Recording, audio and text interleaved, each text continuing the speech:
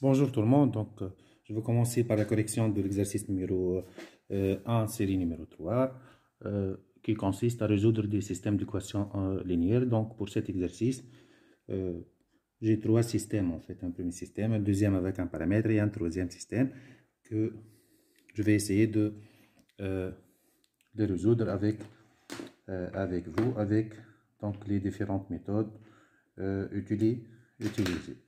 Voilà, donc je vais commencer par le système numéro 1. La question pour chacun des systèmes suivants, déterminer s'il s'agit d'un système de Cramer et le résoudre.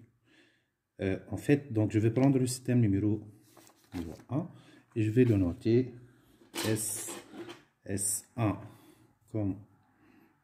comme suite. Donc je vais prendre, donc ici, on va travailler l'exercice numéro 1. La série 3. Et je vais noter le système numéro 1, S1, tel que S1, il est composé de trois équations et trois inconnues, x plus y plus z égale à 2, moins x plus y plus 3z est égal à 4, et 2x plus y moins z est égal à moins 1. Voilà. Étant donné que le nombre d'équations ici, le nombre d'équations est égal à 3 et le nombre d'inconnus est égal à 3. Je vais donc écrire l'écriture matricielle. Écriture matricielle. Donc, je vais prendre le coefficient de chaque équation. Ici, 1, 1, 1. Ensuite, moins 1, 1, 3. Moins 1, 1, 3. Et 2, 1, moins 1. 2, 1, moins 1. Fois x, y, z est égal au second membre de 4 moins 1. Et je vais essayer de résoudre ça, étant donné que je vais noter la matrice du système A d'ordre 3, 3. Je vais noter ici le x d'ordre 3, 3. Et le second membre, je vais le noter B d'ordre 3, le x d'ordre 3, 3, 1. Donc c'est l'écriture matricielle de notre système. Je peux dire que S1 est un système de Cramer si, selon si, le déterminant de A est différent de 0. Donc ici l'idée, il faut calculer le déterminant de la matrice associée au système est égal à A. Je vais faire comme suite 1, 1, 1, moins 1, 1, 3, 2, 1, moins 1. Donc, vous avez plusieurs méthodes de calcul du déterminant. Vous pouvez utiliser le Sarus, plus, moins, plus, donc la règle de base. Moi, je vais essayer d'utiliser le pivot de Gauss ici. Et je vais me baser sur le travail suivant. Donc, je vais garder la ligne 1. Je vais choisir cette position comme position de pivot. Je garde la ligne 1 ici. Et je faisais la ligne 2 plus ligne 1 afin d'avoir un 0 ici. Ici 2, ici 4. Je faisais ligne 3 moins 2, ligne 1. 2 moins 2, cette valeur fois 2. Donc j'aurai ici un 0. 1 moins 2, ça donne moins 1. Et moins 1 moins 2, ça donne moins 3. Et de fait, je calcule le déterminant ensuite. Il me reste le mineur de base. Ici 2 fois moins 3, ça donne moins 6. Moins 6 plus 4 est égal à moins 2. Et de fait, le moins 2, il est différent de 0. Sur cette base, je peux conclure que le système numéro 1, S1, est un système de Cramer. Et je vais essayer de le résoudre par les méthodes de Cramer, ou bien la méthode de déterminant, telle que x est égal à delta x sur le déterminant de A, y égale à delta y sur le déterminant de A et Y et Z égale à delta Z sur le déterminant de A. Et je vais commencer par delta X. Et je vais prendre la colonne 1, je le remplace par B. J'aurai 2, 4, 5. Et je garde la colonne 2 et la colonne 3 de A.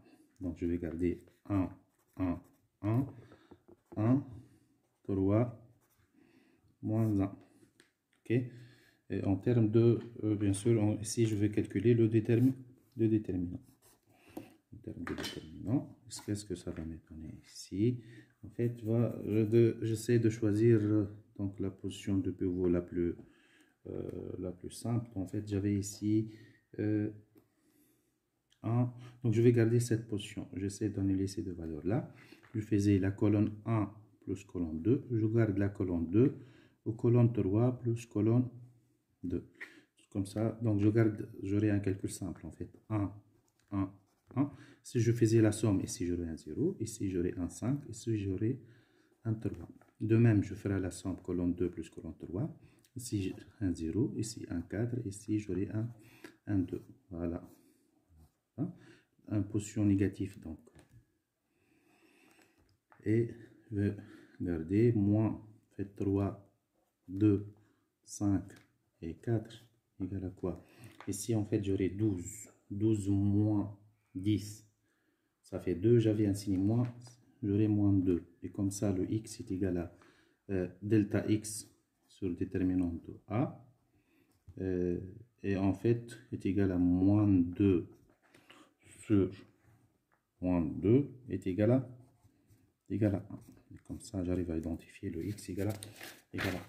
Ensuite, donc je vais travailler de la même façon pour delta y. En fait, qu'est-ce que je vais garder? Je vais garder la colonne 1, la colonne 3. Je remplace la colonne 2 par B. Qu'est-ce que j'avais en fait? 2, 4, moins 1 pour B. 2, 4, moins 1. Et je garde la colonne 1 de A, 1, moins 2, 1, moins 1, 2. Donc, je vais ici 1, moins 1, 2. Et la colonne 3, elle contient 1, 3, moins 1. 1, 3, moins 1. Je vais essayer, donc, ligne 1, ligne 2, ligne 3. Et j'essaie de maximiser le nombre de zéros. Donc, j'essaie de choisir toujours la position la plus simple. Bon, je garde ici la ligne 1. Je vais choisir cette valeur comme ligne de pivot. Je garde la ligne 1, 1, 2, 1. Ligne 2 plus ligne 1, ici j'aurai un 0. Ici j'aurai un 6. Ici j'aurai un 4. Et ligne 3, moins 2, ligne 1. J'aurai un 0. Ici j'aurai moins 5. Ici j'aurai moins 3. Je vais essayer de calculer ça. Voilà, avec un signe positif. Qu'est-ce que je vais trouver? Plus quoi en fait? 6, 4, moins 5, moins 3. C'est égal à quoi ici? Donc en fait, 6 fois moins 3, ça donne moins 18, moins ici. Donc ici, moins 20. Plus 20. J'aurai en fait 2 delta y. Ça sera égal à 2. Et de fait, le y est égal à delta y sur déterminant de A est égal à 2 et le déterminant déjà trouvé est égal à moins 2. Donc, je vais trouver moins 1. Ça va être y. Et je travaille de même pour delta z est égal à quoi en fait ici? Voilà. Donc, est égal à... Je garde la colonne 1, la colonne 2 et ici je remplace troisième colonne par B. Donc 2, 4, moins 1. Je garde la colonne numéro 1. 1, moins 1, 2. Et si je passe à la colonne numéro 2, c'est 1, 1, 1. La colonne numéro 2, c'est 1, 1, 1. Et j'applique le même principe de calcul de déterminant. Je garde la ligne 1, 1, 1, 2. La ligne 2, je ferai la somme. Donc, ligne 1 plus ligne 2, je devais trouver ici 0, 2, 6. Et je ferai ligne 3, moins 2, ligne 1 pour avoir un 0 ici. Ici, moins 1. Ici, moins 3. Je calcule, voilà, le déterminant. Qu'est-ce que ça va me donner en fait? C'est égal est égal à moins 6 plus 6. Moins 6 plus 6 égale à 0. Et de fait, le z est égal, en fait, le delta z est égal à 0. Le z est égal à 0 sur moins 2. Donc, c'est égal à z et 0. Et comme ça, j'arrive à identifier l'ensemble des solutions dans R3 est égal à quoi? Donc, je trouve le x égal à 1, le y égal à moins 1, et le z est égal à 0. C'est la méthode de résolution en se basant sur la méthode de Cramer ou bien la méthode de déterminant. Autre méthode, je peux utiliser la méthode de Gauss ici. Méthode de Gauss. La méthode de Gauss donc, consiste donc à avoir une matrice élémentaire E. Et voilà, j'essaie d'écrire A, les second membres B, et j'applique le principe de combinaison linéaire, permutation, multiplication par un scalaire, afin de trouver une matrice sous la forme échelonnée. Matrice échelonnée. Une matrice échelonnée telle que plus on descend de ligne, plus le nombre de zéros il augmente. Et je vais appliquer ça pour voir si je trouve la même solution. Je vais écrire le E. Le E est égal, donc je vais écrire le A. 1, moins 1, 2. 1, 1, 1. 1, 3, moins 1. Voilà. Et en fait, le B, c'est 2. J'écrivais juste à côté. Comme ça, le B. 2, 4, moins 1. 2, 4, moins 1. Et ce que je vais faire, donc j'applique le même principe. Ligne 1, ligne 2, ligne 3. J'essaie d'annuler ces deux valeurs-là en se basant sur une ligne de pivot. Et je garde ici donc la ligne 1. 1, 1, 1, 2. Je faisais ligne 2 plus ligne 1. En fait, j'aurais 0, 2, 4, 6. Je faisais ligne 3 moins 2, ligne 1 pour avoir un 0. Ici 0. Ici moins 1. Ici moins 3. Ici moins. Donc ici moins 5. Et voilà. Et en fait, j'arrive à annuler en fait ces deux valeurs-là. Et j'essaie d'annuler cette valeur-là en se basant sur le 2. Donc, je change de la position de pivot et j'applique le règlement suivant. Donc, en fait, si je faisais 2 ligne 3 plus ligne 2, 2 fois cette valeur, j'aurai un 0 au niveau de cette position. Hein. Donc, ici un 0, ici un 0. Je garde la ligne 2, je garde la ligne 1. Je garde la ligne 1, 1, 1, 1, 2. Ligne 2, c'est 0, 2, 4, 6. Qu'est-ce qu'on a fait ici? 2 ligne 3 plus 2. 2 ligne 3 plus ligne 2. Donc ici, ça me garantit un 0. J'applique 2 même. Moins 3 plus 2 fois 4, en fait. C'est 8. 8 moins 3, ça donne 1, 5. Et en fait, moins 5. Et ici, qu'est-ce que je vais trouver 2, on a dit, qu'est-ce qu'on a dit? 2 lignes, voilà. Donc 2 lignes 3. Voilà, je répète ici le calcul. 2 lignes 3, ça donne moins 6 plus 4. Moins 6 plus 4, ça donne moins 2. N'est-ce pas? Voilà. Cette valeur. Donc ici, qu'est-ce que je vais trouver? En fait, moins 6 plus 4. Moins 6 plus 4, ça donne moins 2. Ici, donc, je multiplie cette valeur fois 2. En fait, j'aurai moins 10 plus 6. Moins 10 plus 6, ça donne, en fait, une valeur de moins 10 plus 6, ça donne moins 4. Et je développe, en fait, équation par équation. Ici, le 1, le 2 et le 3. Ici, j'aurai 0, 0, moins 2z est égal à moins 4. 0, 0, moins 2z est égal à moins 4. En fait, qu'est-ce que je vais trouver pour l'équation numéro 3? Moins 2z est égal à moins 4. Et de fait, le z est égal à moins 4 sur moins 2 est égal à 2. Et pour l'équation numéro 2, donc si je reviens rapidement sur ça, je vais trouver que